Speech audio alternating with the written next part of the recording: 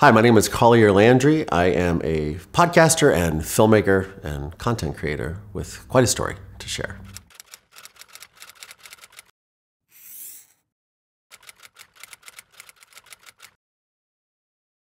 Very early on in my life, I believed that I had a normal childhood, right? I had a mother and father, and I grew up the first 5 years of my life on a naval base outside Dahlgren, Virginia.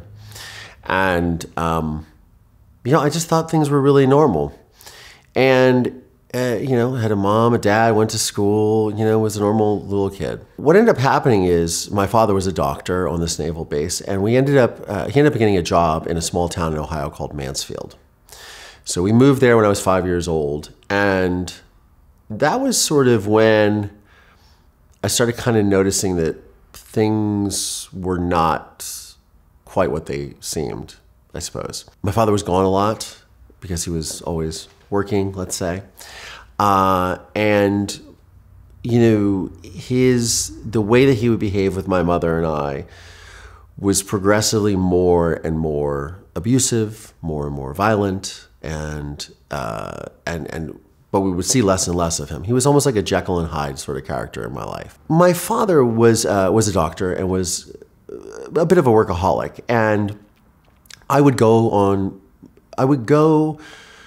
with my father on his medical rounds sometimes at the hospital or go visit patients. And I always saw my father in the light of that he was always, if he wasn't with us, I knew that he was working. He always had a pager on him. It was always going off. And I would wake up in the middle of the night sometimes and he would be sleeping on the couch downstairs. I never really saw him sleep in the same bedroom with my mother. And so that's kind of the life that I knew of that. Now, years and years later, I would find out that the reason why he was sleeping on the couch is because he had other places where he was sleeping, because he had numerous affairs with multiple women, sometimes several at the same time, ranging from anywhere from just a casual girlfriend or casual encounter to full-on engagements with different women while he was still married to my mother and while he was still living in our home. So I never found out about all the affairs at once because I never knew about them other than one particular affair that I was witness to when I was 11 years old. But it wasn't until much later on in my life, in my teenage and 20s, where I just started to discover there was a lot more to this layered story. I was making a film about it, and people were reaching out to me sort of out of the woodwork, and I started discovering like, every time I started to peel a layer back of the onion, there was another one underneath and another one underneath that, and then I'd be like, it's fascinating. Fascinating. I say that in a way of like, I'm sure it's fascinating to the audience. To me, it's just my life, and it's very chaotic. My mother was the center of my universe, and I think I was hers as well. My relationship with her was, she was like my best friend. She was my protector. She was my rock. She was the person who looked out for me, who fed me, who clothed me, who put me to bed at night. And having that relationship, I mean, obviously as a son, an only child with his mother, the bond is very strong, right? The line in the sand really with the cheating and all of those things is in May of 1989, I went to a Memorial Day party with my father at a patient's house. And it was a very interesting setup. It was outside of Mansfield. It was outside of our regular friend group of people. These were very simple folk, barbecuing, drinking, playing volleyball with their shirts off, and running around and racing quads and stuff. It was a whole other sort of dynamic of people that I'd never encountered before. And my father introduces me to a patient of his named Sherry Campbell. And I don't think anything of it just because, I'm just hanging out and I'm having a good time. There's kids my age, so we're all playing around, and I'm riding the quad with Sherry, and I'm having fun, right? But later on that night, before we leave, I'm walking, there's a lake on the property, I'm walking around, and I look back and I see my father with his arm around her, as if he's consoling her. And I just kind of put that in the back of my head. And it wasn't the first time I had seen my father console a patient, right? Because he said we were going to a patient's house. But I was definitely curious. So later on that night, when we leave, I asked my father, I said, well, what were you talking to her about, or what's going on? And my father tells me, he says, well, Sherry is very sick. She's terminally ill. And Daddy was comforting her, consoling her. And I was like, oh, well, that's horrible. Like, that's horrible. And I didn't really pay much mind to it after that. However, about a month later was Father's Day. And my father took me to his office, and on the way back, and this is in the late 80s, and it's 1989, so suntans and tanning is a big thing. So he stops at the suntan place, and out comes Sherry with 2 radio-controlled cars. And happy Father's Day, and of course I'm a child, so I'm very excited to see radio-controlled cars. But I noticed something odd when she's handing me the cars, is she has a ring on her finger. And it was a very distinct ring that I had only seen on my mother's finger before. And I said, oh, that's a really nice ring. I said, my mommy has a ring like that. And she's kind of giggled and looked at my father. And I didn't really pay it any mind. And I'm playing with the radio control car in the parking lot. And I look up, and my father is full on kissing her, like making out with her. That I had never seen before. And we get into the car to leave, and my father says, Collier, I want you to tell your mother that I got you the radio-controlled cars for a present for getting good grades. And do not tell her that you met Sherry. Don't tell her anything like that. You understand, right? That was the first time in what I could recall my father really asking me to lie to my mother.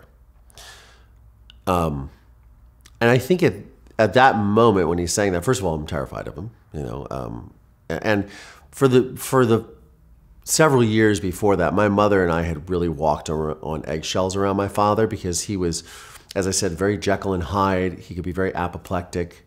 He was a rageaholic. So I can remember a certain circumstance where my mother was cooking in the kitchen, and I was helping her, and I dropped an egg on the floor.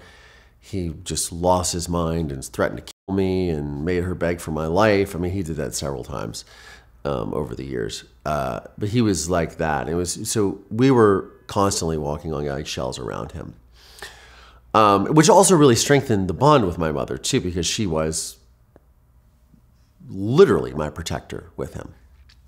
So anyways, he asked me to lie about Sherry. And I did. Got home, told my mom the story while he was there. Daddy took me to the office and got us these radio control cars, and for gift for getting good grades. And later that night we went to eat dinner for Father's Day, and I just was tormented all day with thinking about all this. Like, I've lied to my mother. I've just seen my father like full on make out with a woman other than my mother, and I'm very confused. And I remember at the time thinking to myself, I had a lot of friends who were in my school, who were close friends of mine, who were children of divorce or in single parent households. So they would tell me stories about when they discovered their dad cheated on their mom, or when they met the girlfriend or whatever. So I was aware that all of this existed now. I was 11 years old, so I'm sort of becoming I'm not a little boyish little kid anymore. And I'm sort of understanding the dynamics of when my father is kissing her, when he asked me to lie, and what is going on. So I'm kind of tormented by this all night, and I get really sick, and my father's gone the next day, and I'm playing with the radio controlled car outside, and I just can't take it anymore. And I say to my mother, I come inside the house because I'm just thinking about the whole scenario. Is this his girlfriend? He's kissing her. The ring is similar. All the stuff, right? And I say to my mother, I say, Mommy, I want you to sit down. I have something to tell you. I told her, I was like, I lied about the radio control cars. This is what happened. This is the woman that I met. I met her last month. She had a ring on like yours. I saw Daddy kiss her. I explained everything to her. My mother, she said, well, she appreciated me telling the truth. She didn't like that I lied to her, but she understood because my Father was, scary. And my father asked me to do it, and he never should have done that, she said. And then I remember her going into the kitchen, getting on the phone, and just yelling a lot. And I remember, and I think this is probably everyone who's a child of divorce, I remember feeling like it was my fault.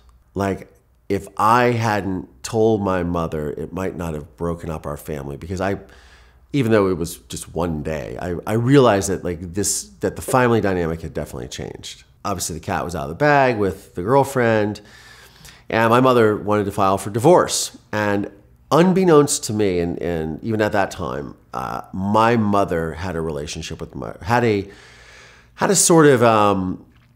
had an understanding with my father, which is you can do whatever you want, but do not involve our son Collier in any of your bullshit. And he did, and he crossed that Rubicon, crossed that line in the sand. So my father then becomes a very vitriolic, angry person. Over the next several months, am going with my father, sort of splitting time. We're kind of trying out the sort of split custody household, if you will. And I didn't spend a lot of time with my father, but now I was spending more time with him.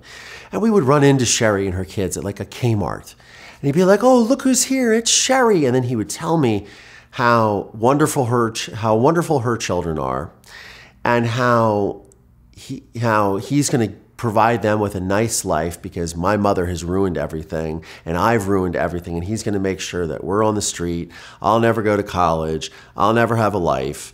And he's going to make sure to destroy that for telling on him, and for being a little snitch, and for all these things that are really horrific. Even though I was a very young boy, I still know what character is. And I realized that my father's moral character was not very strong, which was disappointing because he was such a great doctor. And I saw the way his patients really loved him. And I think that was the one sort of thing that I really held on to was, well, other people really love my father, so he must be this really great guy. Maybe I just can't see it, you know what I mean? But I could see how he was with my mother and I, even before knowing he had the affair. And obviously there were multiple affairs that were going on for years. I still sort of say, well, he's a respected physician. Even though he was a certain way with my mother and I, which was abusive, I still was like, well, a lot of people respect him. A lot of people look up to him. He's a healer. He does good work, and those are good things, right? Kind of you start to gaslight yourself a little bit in those scenarios. But again, to me and my mother, my father wasn't the greatest guy.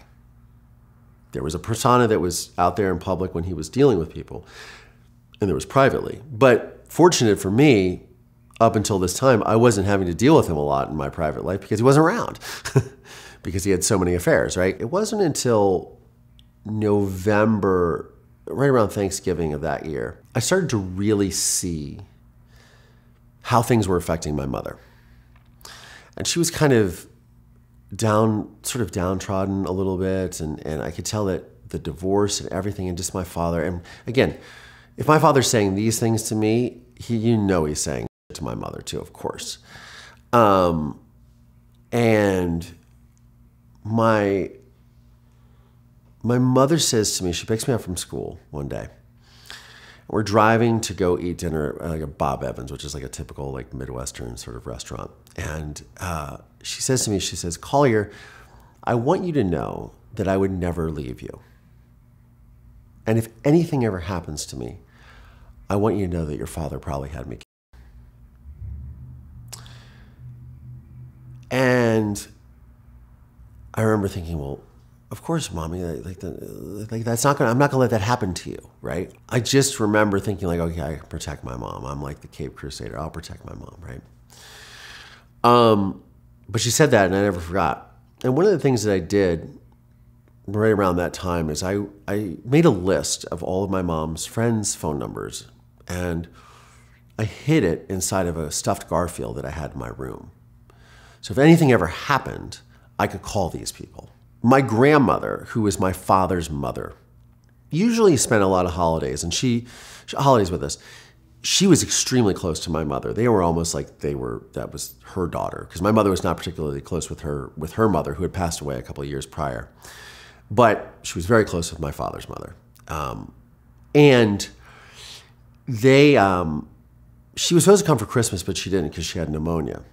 So it's New Year's Eve-ish, December 30th, 1989, and my grandmother is going to come for New Year's. And so she shows up, and it's around 8 o'clock at night, and we're having dinner, and I'm showing her my toys from Christmas and this, that, and the other, and I get ready to go to bed. I give my grandmother a hug and a kiss, and I give my mother a hug and kiss, and I say, I'll see you in the morning, Mommy. About around 3:15, 3:18 in the morning, I wake up to what I think is maybe a sound of a scream. And I hear this really loud thud. And I described it later on as sounding like a body hitting a wall. And I heard two thuds, but they were separated by about 60 seconds. And I can hear my father murmuring in a really low voice. And then I hear the second thud, which again is very loud and very shocking. And I'm laying in my bed, and all I can think about is this conversation I had with my mother prior. What is happening? And at the time, I'm heavily asthmatic as a little kid. My father is 6'3", 6'4", 230 pounds probably. I'm a little whatever. I am 5'7", 5'6", little kid with asthma, right? And I'm thinking to myself, do I get up? Do I not get, what happens? And in that moment, I'm thinking to myself, do I get up? I'm laying in bed, I'm kind of frozen. Okay, do I get up? Do I go see what's happening? That doesn't sound like a good idea. And all of a sudden I hear these footsteps come down the hallway.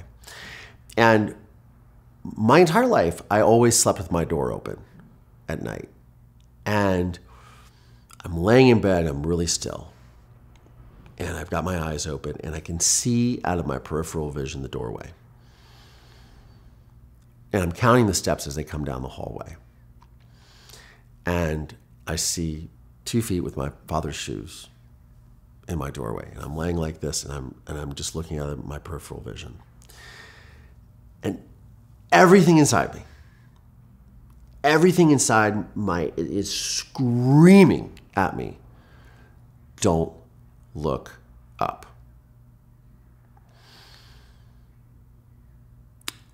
I firmly believe that if I had chosen to just go, I would not be sitting here today. It would have been very easy for my father to make the hole a little bit bigger and say she left with the kid.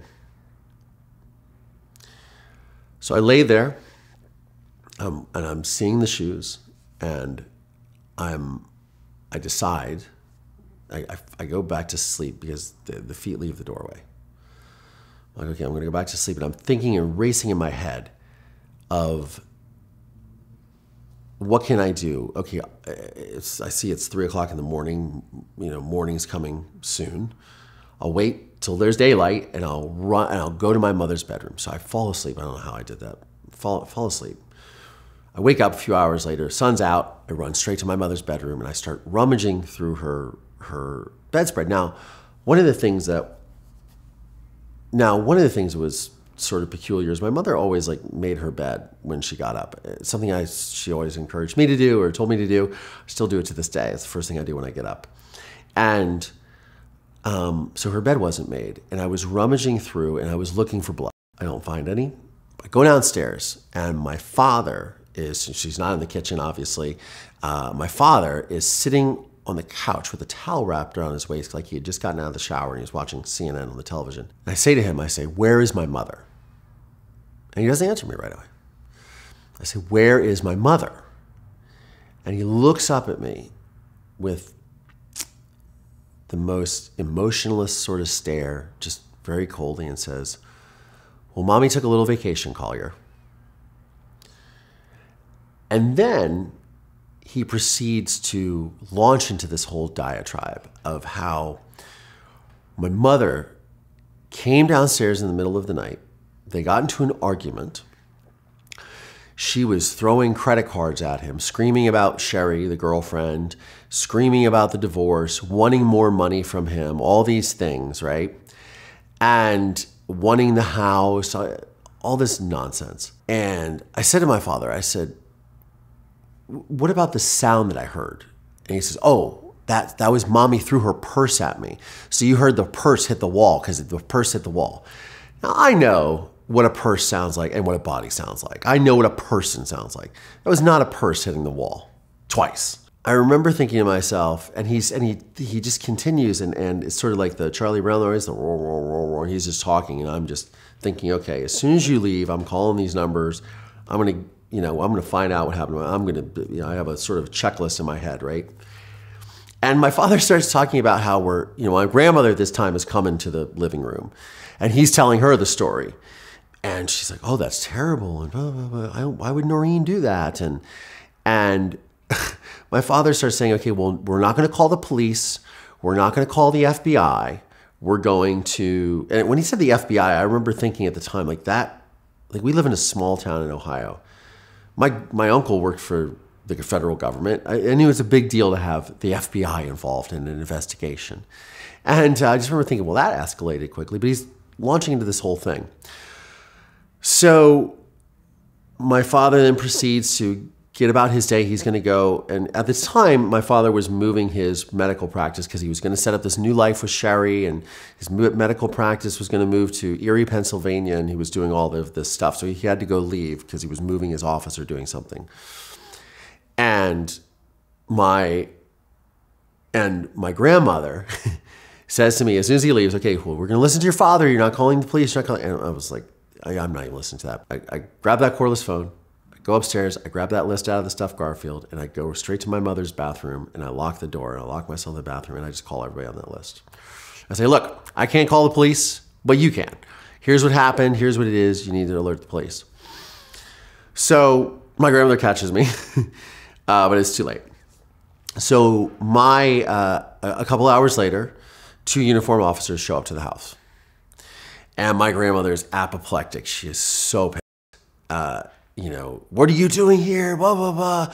Did you call them? No, I didn't call them. I didn't call the police. Grammy, I didn't do that. Because it was true. I didn't call the police. And she starts telling the story of how my mother had left in the middle of the night and she had done this before and, which was just bullshit, right? Because my father said that she did it before. So my grandmother, of course, like any good Italian mother with her firstborn child, believes everything that her son says.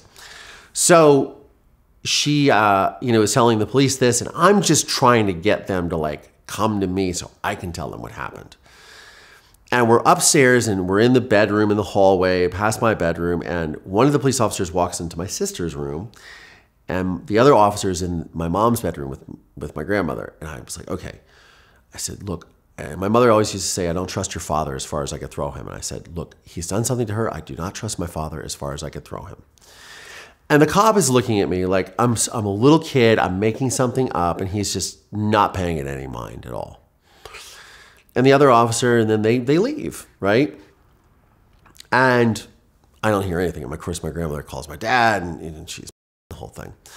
So my father comes home that night, and there's not really any repercussions or anything. It was very strange, actually. But for the next couple of days, we don't hear anything. And so the next day, I call my mom's friends again with the cordless phone. And they said, well, we filed a missing persons case or we've reported it. And I said, she's not missing. He's done something to her. It's not like she's just up and vanished in thin air. But it was January 2nd, 1990. A police detective named Lieutenant David Messmore had happened to see the missing persons report.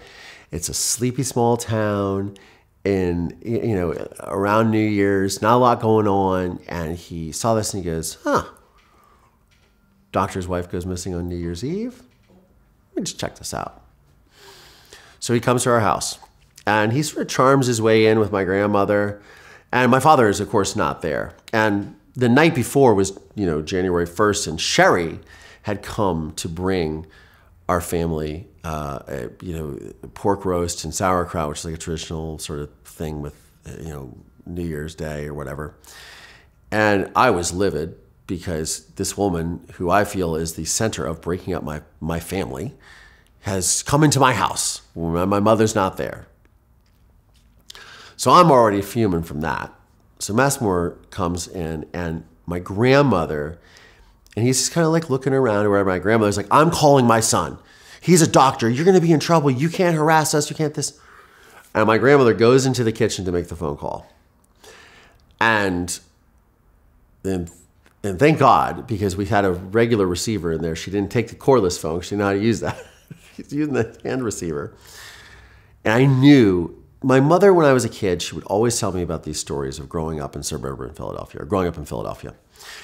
And she would go, my mother loved carousels, and she would tell me about how when you ride the carousel, you put the money in and you ride around the carousel.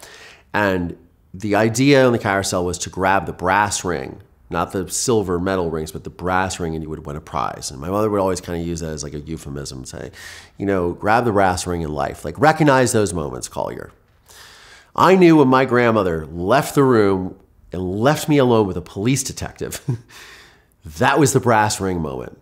And I look at Dave square in the eyes and I say, look, my mother would never leave me. My father has done something to her.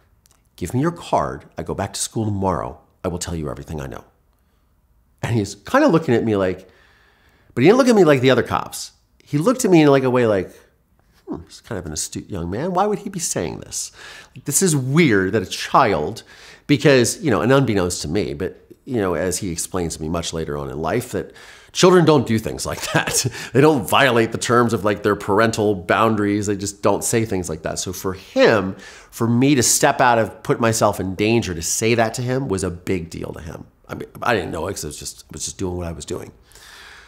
So the next day I go to school, and so Massmore leaves, and later on that night, my father comes home, and every night that my mother is missing, we are sitting down to dinner, my grandmother's maid, and my father is hypothesizing about where my mother could be, where she's traveling to, what she's eating for dinner, what hotel she might be staying at. Maybe she visited some friends that we didn't know about. Could she be in a foreign country?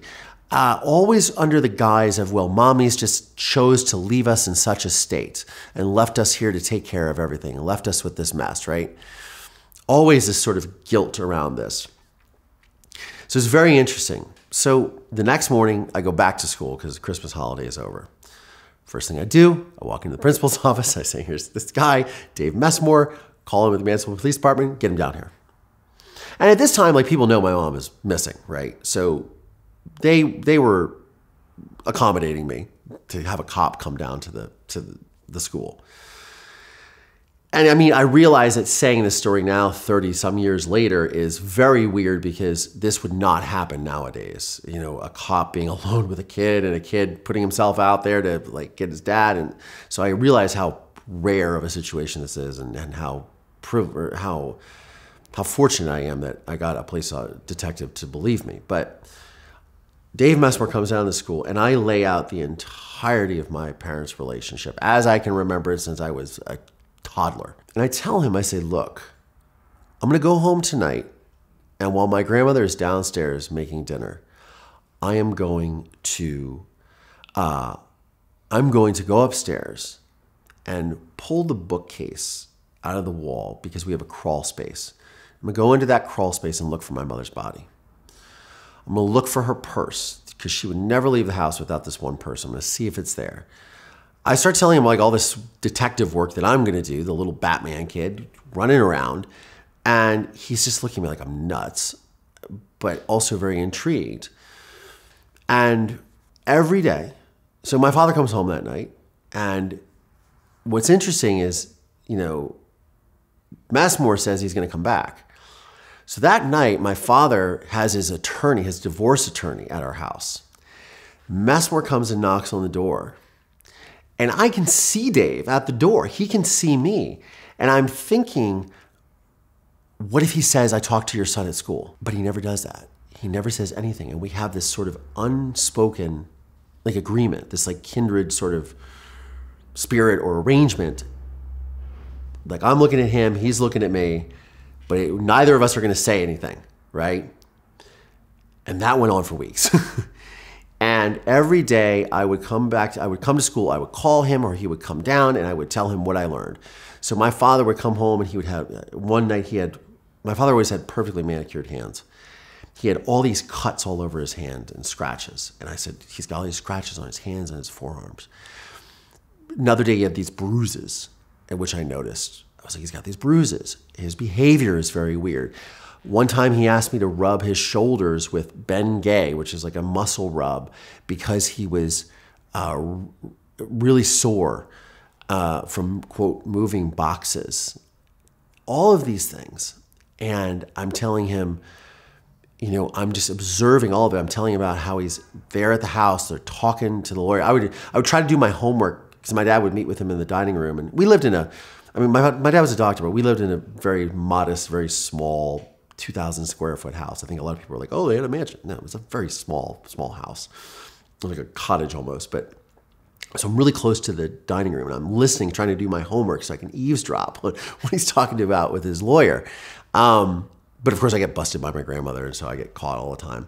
About halfway through January of 1990, my father says, I'm going to go to my office to grab some paperwork. Do you want to come with me? And I was like, well, yeah, I'm not going to let you out of my sight. So I go to his office, and on the way back from the office, we stop at a gas station because my dad goes in there to get like candy bars, and I start rummaging through his truck, and I open up the center console and I find two photographs. One is of a house that I've never seen before, and the other one is of his girlfriend, Sherry Campbell, and her two kids sitting in front of a fireplace that's wrapped in plastic. And I remember thinking to myself, okay, this is a new fireplace and this is in this house. And I've never seen this before. I have no idea what this is. It was around January 21st, 1990. My father comes to me and he says, you know, Collier, I know things has been really tough since mommy up and left us. I know she's really put you in a state. She's put the whole family in a state, leaving us like this. But I have a medical conference coming up in Florida. And I think that you and I should take a father and son trip. Because you could take your mind off of mommy, and I think it would be a good trip for both of us. And I remember thinking in that moment that there was absolutely no way I was coming back from Florida alive.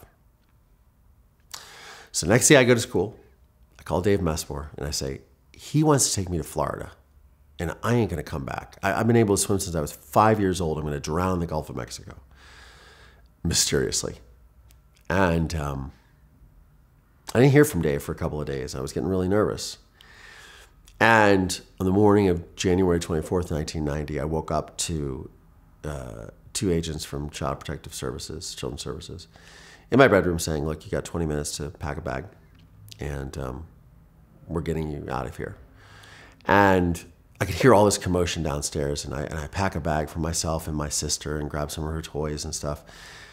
And I had a dog that I loved very much. And I said, can I take Gowdy? And they said, that was the dog's name, Gowdy. And they said, no, we'll come back for him.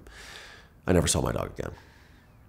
And I remember coming downstairs, and the entire house was filled with men and women in white lab coats. Dave Messmore was there. He was serving a search warrant.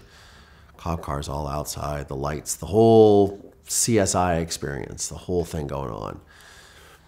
And, you know, there are certain moments in all of this, in this entire story, of where there were pivotal moments of like, okay, my life has changed. We've crossed the Rubicon here. And the first was my dad introducing me to the girlfriend. Then they're getting a divorce. Then the night of the murder. Then her disappearance. All this stuff. Sherry in the home. I just knew that every milestone that we were hitting, we could never go back to the way things were. My life would never be the same. And when your house is flooded with investigators, because I thought, my dad is going to be so pissed at me because it's all going to come down to me because I've been feeding the cops all this information for 3 weeks or more than that. And they they take me and I go to my principal's house that day. And in my sort of haste to get out of there, I forget my asthma medication. I have the worst asthma attack of my life that night. I think I'm going to die. So the next morning, they take me to the hospital to get treatment. And I remember going into this hospital, and the whole place was packed, like the lobby of the hospital. And there was, back in the day when we had newspapers, there used to be honor boxes where you put the money in and take one, and you could take a ton of papers, but you take only one. That's why they call it an honor box, right? I remember I was walking towards the newspaper box, and somebody grabbed me and pulled me this way to go this direction, right? They didn't want me to see what was on the newspaper. And they take me into a room, and I get a breathing treatment with a family friend, a doctor named Dr. Behe. He was a cardiovascular doctor. He was a wonderful human. And that's when they say to me, Collier, Lieutenant Messmore found your mom. And then it was like this eternal pause type of situation. And then they said, and she was dead. It's really, really hard. And I remember I said, that was my first reaction, as they asked me about that in court. But I remember this sort of like cognitive dissonance that sort of with you. On one hand, like I was really relieved because I knew, I was relieved because what I thought was going on and what had happened was true. I didn't make it up. I wasn't imagining something. I wasn't crazy. It was true. The flip side of that, and the overwhelming sadness that comes, wraps you up like a tsunami. And I think that was the moment that I was like, my life will never be the same again. There will never be this return to normal. What I'm just thinking about is thinking about my sister. I'm thinking about like where we're gonna live, how she's gonna survive, how we're gonna survive, how I'm gonna take care of her, what's gonna happen with my grandmother, how are my mother's family gonna take this? How's my father's family? Like how are the community, my friends? Like I'm pretty much thinking about everybody else but myself. And I'm thinking about like, what do I have to do now to make sure that he never walks free? I heard it happen. Later on that night, I'm back. I'm in this at my principal at my school's house, and that night Dave Messmore comes to see me and tells me what happened. That indeed, that house that I found the photographs of was where they had exhumed my mother's body from the basement floor. She was buried buried in a shallow concrete grave. The floor was covered with astroturf. It was repainted. There was bookshelves, all these things. And I remember him asking me about a blue tarp. Had I ever seen a blue tarp? And I said, yeah, my father bought this blue tarp with me at Kmart. That was what he wrapped my mother's body around, body in. So that blue tarp is what he wrapped my mother's body in.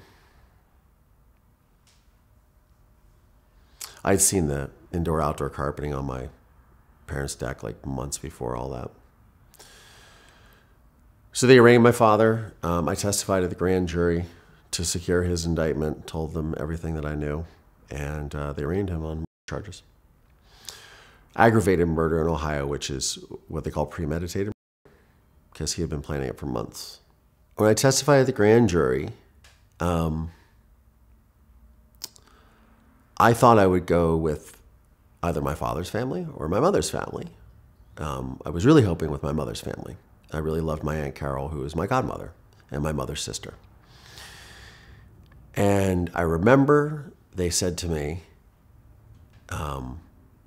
she said to me that they could not take me in because I looked like my father. My father's side of the family did not want anything to do with me until I told the police that I had made everything up and that I had framed my father for murder, because they were so manipulated and gaslit by my father and afraid of my father that they believed that.